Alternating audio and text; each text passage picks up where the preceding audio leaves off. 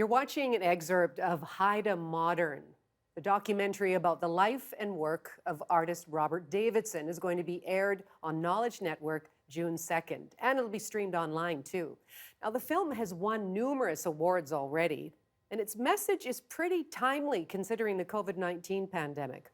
Robert Davidson is connecting to us today from his home. Robert, hello. What a pleasure to speak with you today. Hi, Laurie. I'm glad to be here. So it's interesting that this film was made well before the pandemic hit, but how would you say it speaks to our need to, slow down, remember to respect nature? Yeah, actually, that thought has been in my mind for a long time.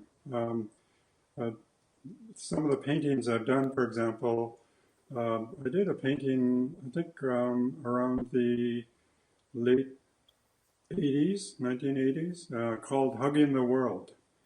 And another one, most recent, is What Will Be Left for Our Grandchildren. I have 5 grandchildren, and I'm very concerned what will be left for them. And I feel the more people on board to answer that question, I think we need a large team to answer that question. Well, how have you been doing during the pandemic? Have you been able to be in contact with your grandkids? Actually, just in the last 2 weeks, I've been with the encouragement of my son, Zooming. So I'm discovering the new app that people have been using for a while. And so we actually had one visit this morning.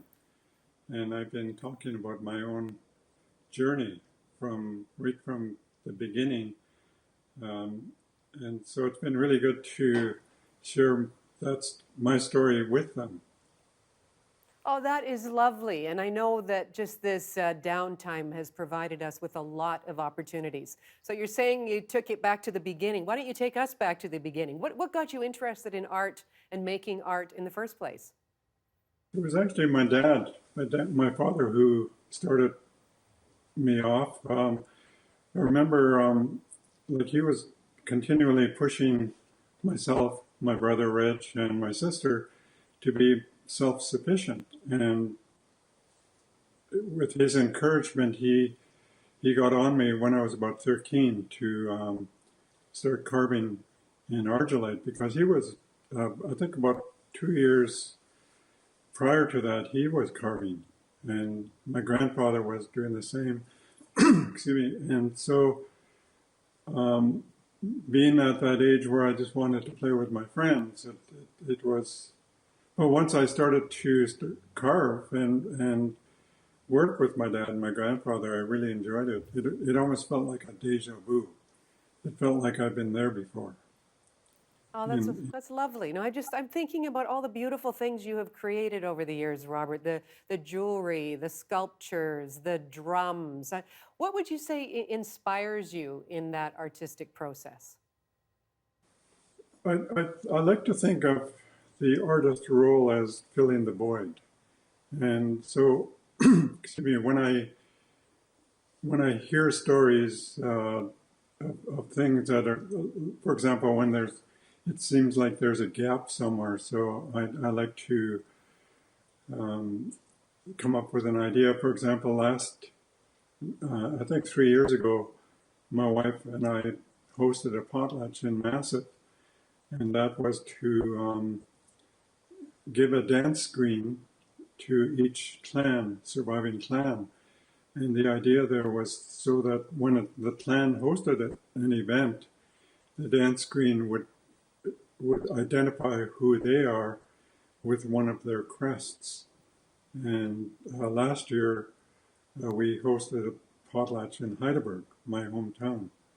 And that's what I mean by filling the void.